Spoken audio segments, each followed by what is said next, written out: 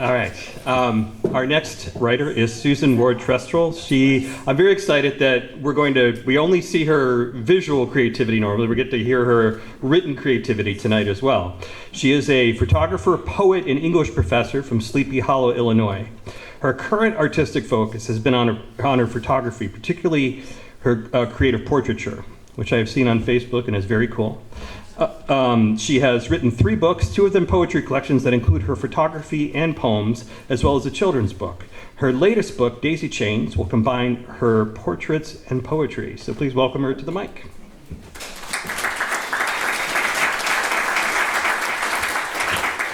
Hi, everybody. I usually am just kind of floating around taking photos. I don't float, though. Yeah, it's good. It's good. I grew up 4 blocks from here, across the street from the Mary Todd Lincoln building. Yeah, and my parents were both creatives, and they were great parents, but they weren't very attentive, and so we kind of just got to do whatever we wanted. You know, come home when the street lights are on.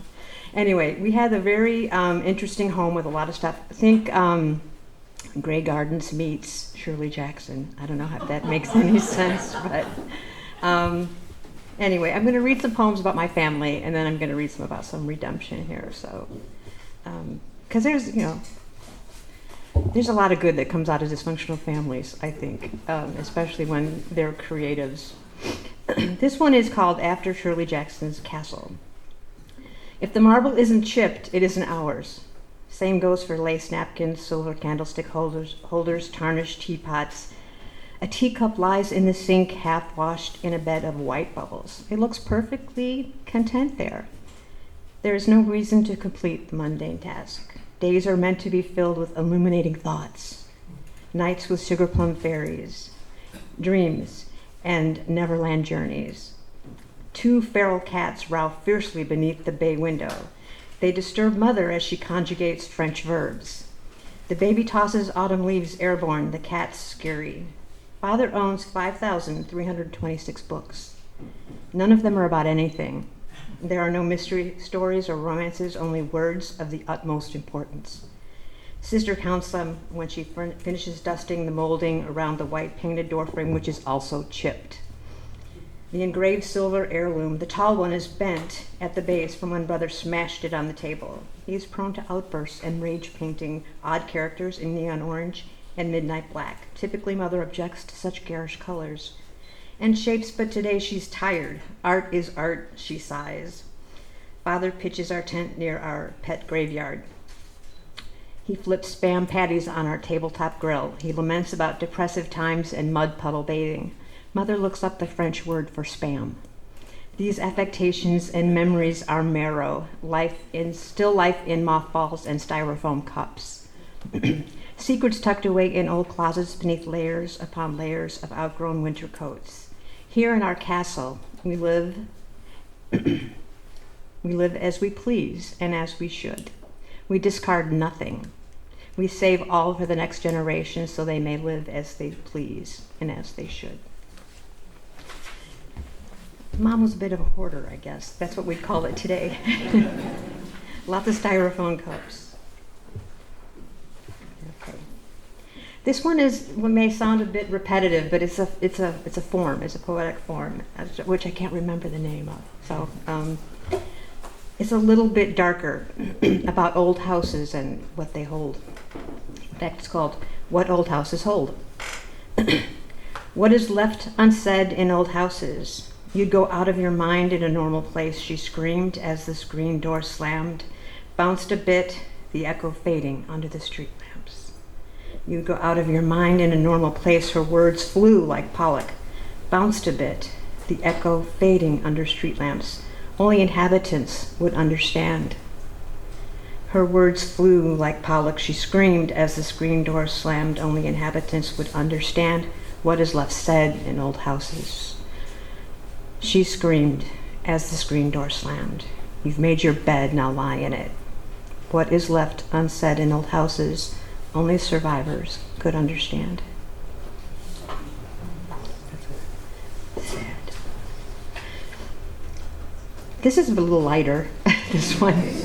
My mother loved flowers. She was, some of you may, everywhere I go, someone knew her, everywhere.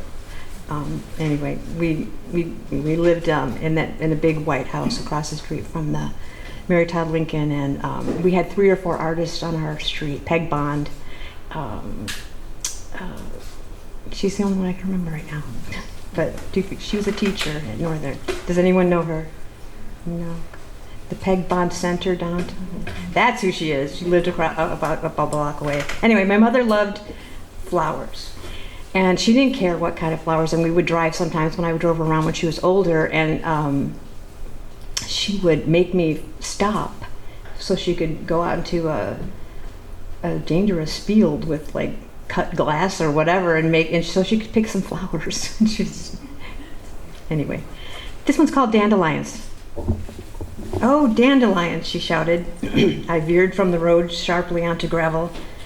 The breeze churned their bright and delicate feathers. I balked. It's the yellow I love, she declared, and she was right.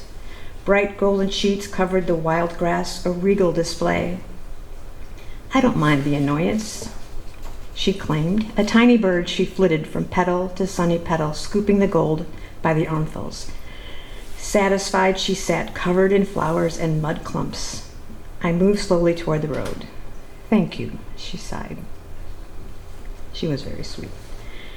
And this again from my mom, flower mother.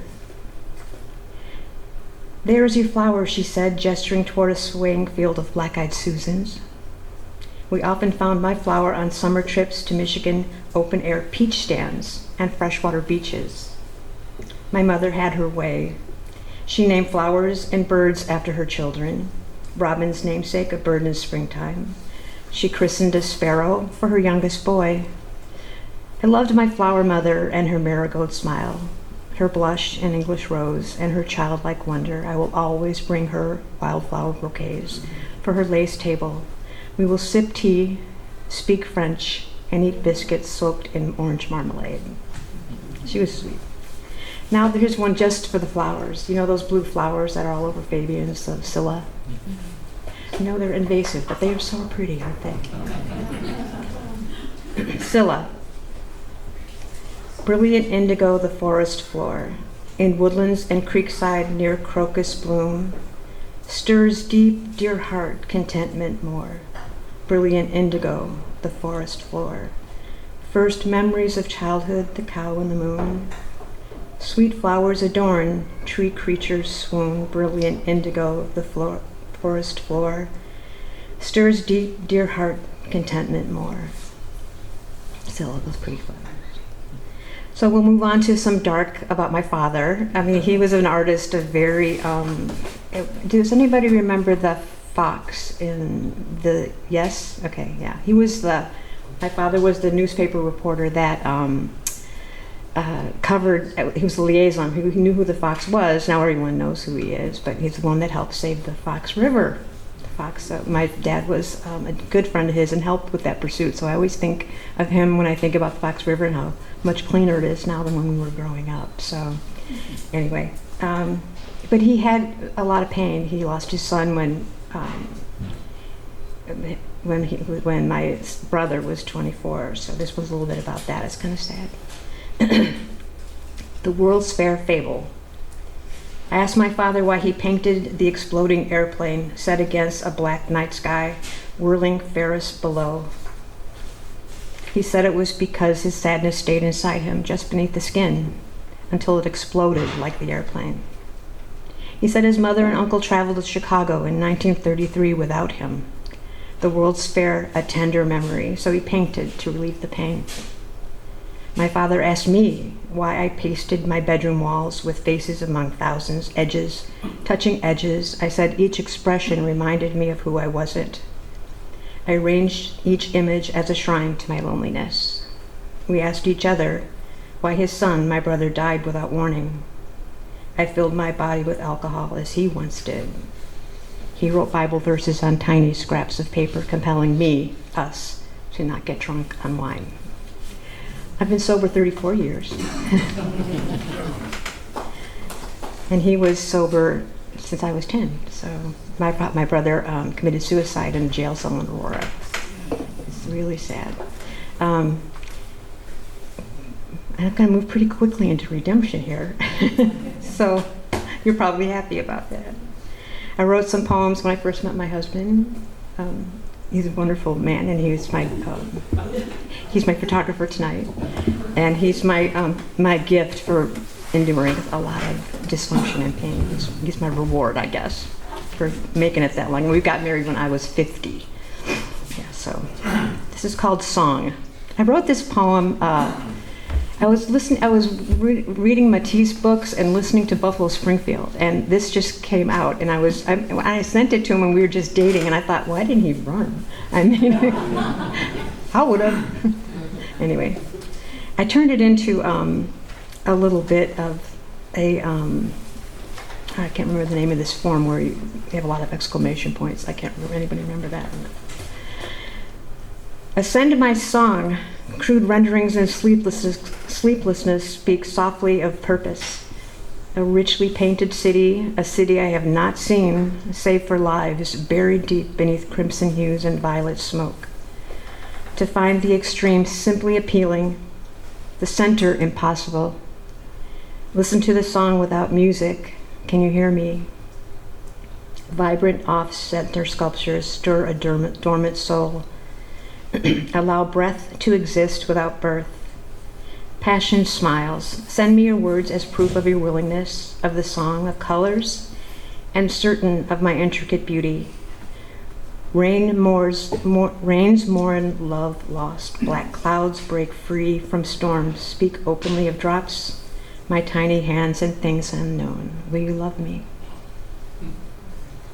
He said yes. Here's another kind of a love poem, kind of a sweet, intimate poem. Soul. Between bed sheets and orchid metaphors, she told me of my soul. The description, a truth uncanny. Believe me when I say I am able to see the curve of the white petal, like the renderings of Georgia and her flora personified. Yours is abundant, as is the fragrance, sweet honeysuckle and sage. It is pure white, yet my cheeks a gentle rose, and eyes blue iris, held in a painted vase, swirls and curls to hold the colors of kindness. She sees others, but mine in the sweet dawn, and I am humbled, for it is pure grace that brought me to this moment of soul-telling in diamond light, and images of full floral hearts as she told me of my soul. And I have one more. This one's a little bit more objective. And this is kind of a true story. I went to Barnes & Noble to have coffee, and I sat in one of those big, there's only like 2 comfy chairs, right? So I grabbed one, and next to me was a priest writing a sermon. I could tell he was writing a sermon. But he was also sleeping.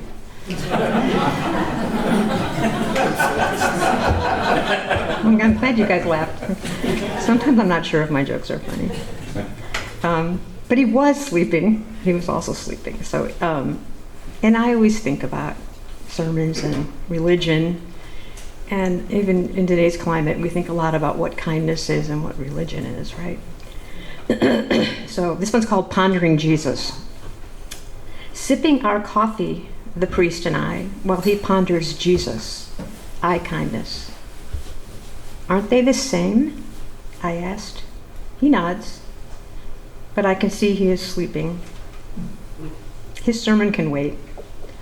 All people, I wake him with my question. He again nods.